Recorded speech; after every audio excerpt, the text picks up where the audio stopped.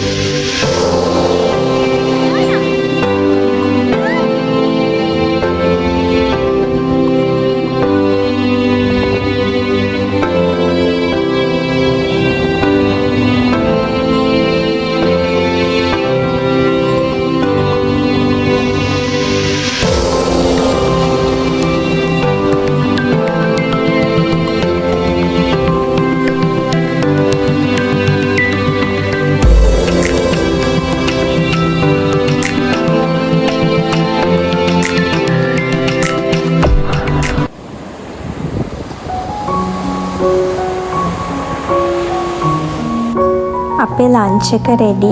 අපි මේ දේවල් තමයි ලන්ච් එකට ඕඩර් කළේ.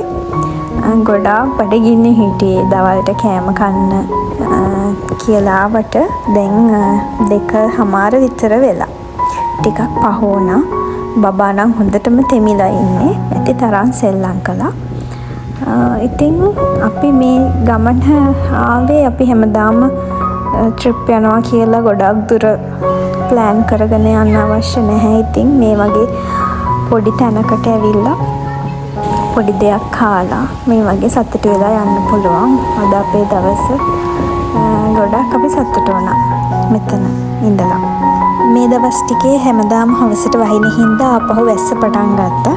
දැන් අපට ආපහු සෙල්ලම් කරන්න යන්න විදිහකුත් නැහැ.